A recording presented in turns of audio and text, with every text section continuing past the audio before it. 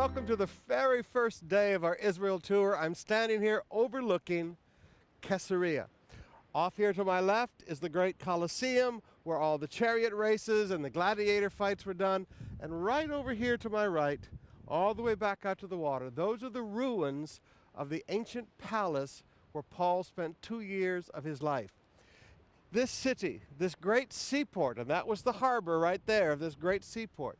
This is where Paul went in and out of constantly on his world evangelistic tours. This is the place where the very first Gentiles were born again under the ministry of the Apostle Peter, the story of Cornelius in Acts 10. This is the place where Paul passed through and found the daughters of Philip and found Philip and stayed in his house on his way up to Jerusalem for the last time before his arrest. And this is a place where he spent 2 years right there being held under house arrest. We're going to teach it in just a few weeks in the main services, but let me read it to you. Acts 24, verse 22. Then Felix, who was well acquainted with the way, adjourned the proceedings. When Lysias the commander comes, I will decide your case. He ordered the centurion to keep Paul under guard, but to give him some freedom and permit his friends to take care of his needs. Several days later, Felix came with his wife Drusilla, who was a Jewess. He sent for Paul and listened to him as he spoke about faith in Christ Jesus. As Paul discoursed on righteousness, self-control, and the judgment to come, Felix was afraid and said, "That's enough for now, you may leave. When I find it convenient, I will send for you."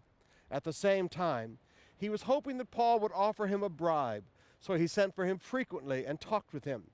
When 2 years had passed, Felix was succeeded by Porcius Festus, but because Felix wanted to grant a favor to the Jews, he left Paul in prison. Now I want you to notice what kept Paul in prison for 2 years.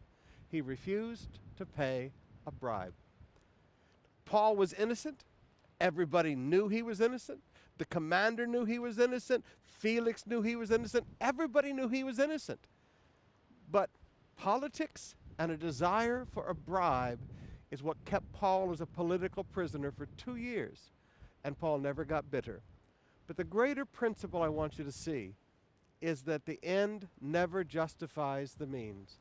Paul never said, there's so many thousands that will hear the gospel. If I just pay this guy a little money, I'll be free to preach the gospel.